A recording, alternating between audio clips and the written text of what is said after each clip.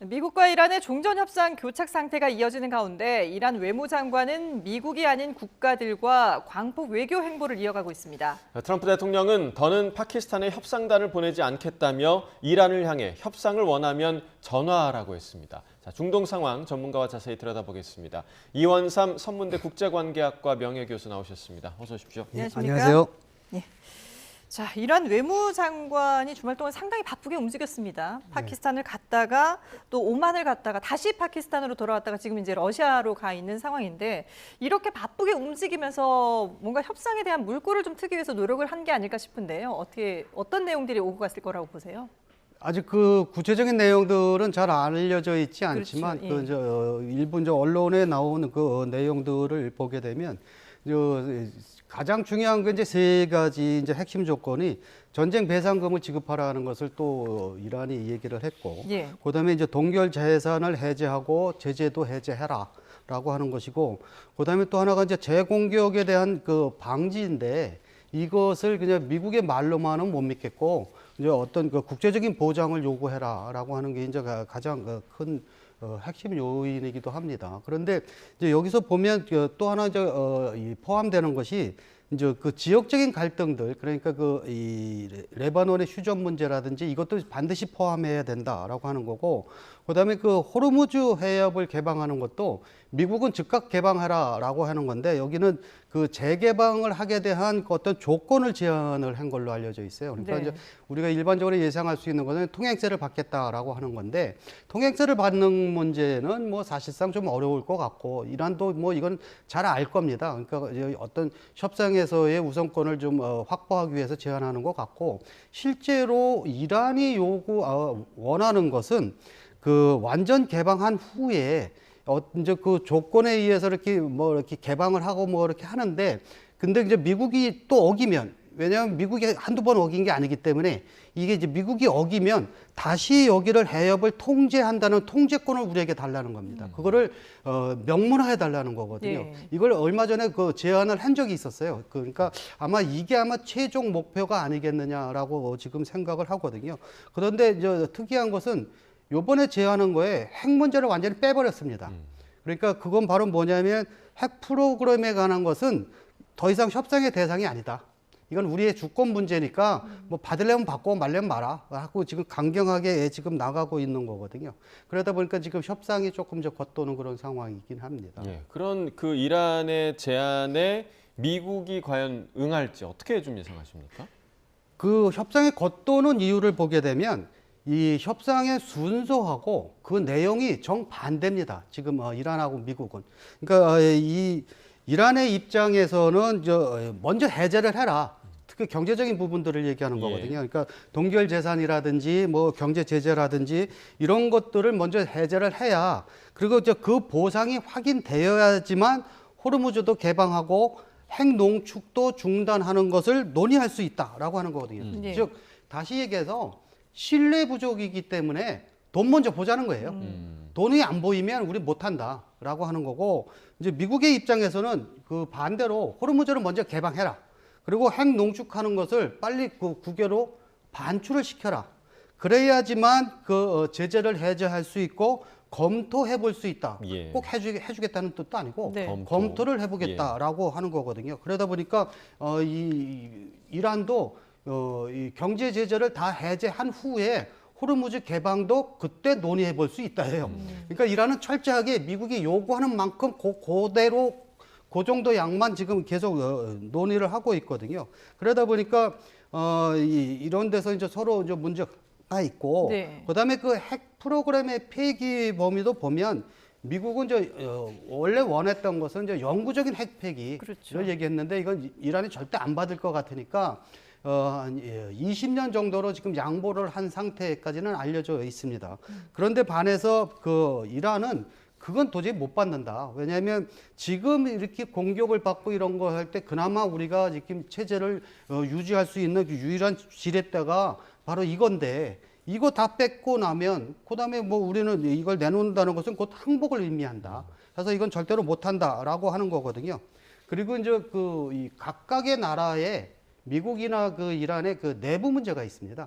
그러니까 이 전쟁을 하다 보니까 이란은 아무래도 이제 이 강경파가 좀 목소리가 좀 크고 특히 그 안에서도 이제 혁명 수비대가 뭐 전쟁을 하다 보니까 뭐 당연히 군부가 실권을 쥐고 있는 건 어찌 보면 예. 뭐 당연한 것일 수도 있습니다. 그리고 이제 미국의 입장에서도 보면 중간 선거를 치러야 되기 때문에 그때까지는 강한 미국의 상을 보여줘야 되거든요. 중간 선거에서 이기려면. 그러다 보니까 강대강이 지금 계속 뭉치고 있는 그런 것들인데 결국 뭐 지금 아직까지는 이거 뭐 지금 저 이번에 그 외무장관이 왔다 갔다 하고 나서 어떻게 조절할지는 좀 더 두고 봐야 알겠지만 예. 아직까지는 미국 쪽에서는 살고 싶으면 항복하라는 거고 이 미국 쪽 이란 쪽에서는 그 우리 살려준다고 했는데 그걸 돈을 보자는 거예요. 그걸 확실히 확인을 안 해주면 예. 그건 못하겠다라고 하는 것으로 지금 하고 있는데 이제 누가 먼저 양보할지는 좀 더 두고 봐야겠습니다. 예. 그 2차 협상을 준비하던 파키스탄 주변의 그 보안도 이제 해제가 됐다고 하는 걸 보니 당분간은 이런 이제 교착 상태가 좀 더 이어지지 않을까라는 그런 생각이 드는데요. 근데 이란의 그 아라그치 장관이 오만에 다녀올 때는 이란에서 타고 왔던 비행기 대신에 다른 비행기를 이용했습니다. 마치 첩보 작전을 연상케 하듯이 협상단과 따로 비밀리에 이동했는데요. 화면 함께 보시죠. 지난 24일 밤 아라그치 이란 외무장관은 협상단을 이끌고 중재국 파키스탄에 도착했습니다. 파키스탄 실세인 아심 무니르 총사령관의 영접을 받았는데요. 아라그치가 타고 온 비행기를 자세히 보면 이란 국적기인 메라즈 항공의 흰색 에어버스 기종입니다. 이튿날 아라그치 장관은 파키스탄을 떠나 오만으로 향했습니다. 그런데 국적기 대신 협상팀엔 무니르 총사령관의 파키스탄군 전용기를 빌려 탔습니다. 타고 왔던 비행기는 일부 협상단을 태우고 30분쯤 뒤에 이란으로 돌아갔습니다. 아라그치는 오만에서 하이삼 빈 타리크 알 사이드 술탄을 예방한 뒤 하루 만에 다시 파키스탄에 돌아왔습니다. 사흘 만에 두 차례나 파키스탄을 다녀간 아라그치 장관. 일행을 이란으로 먼저 돌려보내고 다른 나라 전용기까지 빌려 탔어야 했던 긴박한 이유가 뭘지 관심이 쏠리고 있습니다. 자, 이런 그 전용기를 빌려 탄다는 게 사실 흔한 일은 아니지 않습니까? 이게 어떤 이유에서 이런 거였을까요? 뭐 가장 기본적인 것은 보안 문제죠. 그러니까 그동안 이제 표적 암살을 계속 당해왔기 때문에 예. 이제 그걸 피하기 위해서 이제 비행기를 이제 갈아타고 뭐 이런 게 이제 첫 번째이고요. 그다음에 이제 두 번째로는 이제 테헤란과 그러니까 그 군부와 실시간으로 이렇게 협의할 필요가 생긴 것 같습니다. 그러니까 파키스탄 가서 이제 어떤 회의를 하다가 네. 보고를 하고 승인을 받아야 되는데 다 같이 갈 수 없으니까 외무장관은 오만으로 가고 나머지 그 실무자들은 이 테헤란으로 보내서 거기서 보고하고 승인을 얻은 후에 다시 아마 오만으로 합류했을 것 같거든요. 그리고 이제 오만에서 이제 그 회담 결과를 가지고 다시 지금 파키스탄을 방문해서 이제 파키스탄에서 어떤 것을 이제 제안을 수정을 했겠죠. 그 수정할 필요가 없었다면 굳이 뭐 테헤란 가서 그거 승인을 받을 필요가 없을 테니까. 그리고 나서 이제 이제 러시아로 갔는데 이제 이런 것들이 이제 얼마나 양보를 했는지 이제 그런 것도 있고요. 이제 그 내용이 사실은 이제 가장 지금 궁금해하는 그런 내용이고, 이제 또 하나는 이 파키스탄 입장에서도 우리가 강력하게 지금 보증을 한다라는 것을 이란한테 보여주고 있는 겁니다. 네. 그러니까 지금 파키스탄에서 제공한 그 전용기를 군 참모총장 그 전용기거든요. 그거를 외무장관이 타고 갔는데 그걸 만약에 이스라엘이 공격했다 그러면 그 파키스탄에 대한 도전이거든요. 그러니까 우리가 그걸 막아줄 테니까 어느 정도 이 협상에 응해라라고 하는 것을 자꾸 이제 보여주고 있는 거거든요. 그러니까 그만큼 이 미국과 이란은 서로 간에 믿음이 전혀 없습니다. 그러니까 그 믿음을 어떻게 만드냐가 중요하거든요. 근데 아직까지는 그냥 서로 누가 더 급한지 보자라고 지금 버티고 있는 상황인데, 이제 가운데서 중재국들의 이제 그 임무가 믿음을 어떻게 줄 것이냐.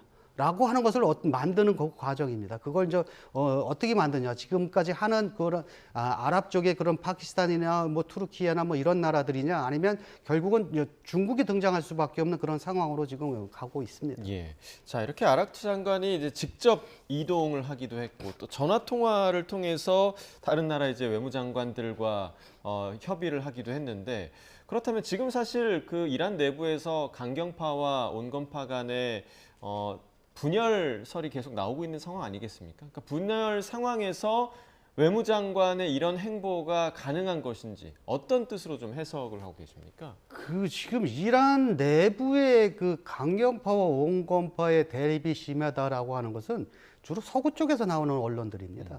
근데 그 아랍 쪽에서 나오는 언론들은 그 물론 그런 것도 있고요. 그거 주로 이제 그 사우디 친사우디적인 그 방송에서는 그런 논조를 하고요. 예. 네. 나머지 그 방송국들은 조금 논조가 좀 다릅니다.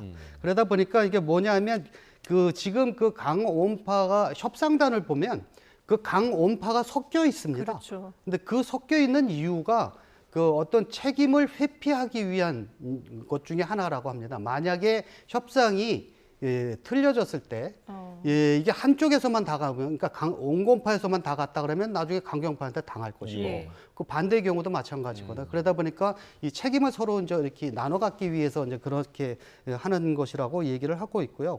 그러니까 그 이게 지금 보면 이 강온파의 대립이 어떤 무능한 분열이기보다는 어떤 그 전략적인 그 판단에서 나온 그런 거다라고 하거든요. 그러니까 침몰하는 것이 아니라 그러니까 일반적으로는 그 강원파가 대립해서 지금 이란이라고 하는 배가 침몰하고 있다 이렇게 표현들을 하고 있는데 네. 그 침몰이 아니라 폭풍 속에서 항해하고 있다. 즉 역할을 분담하고 있다는 겁니다. 생존 능력을 위해서. 그러니까 이 온건파는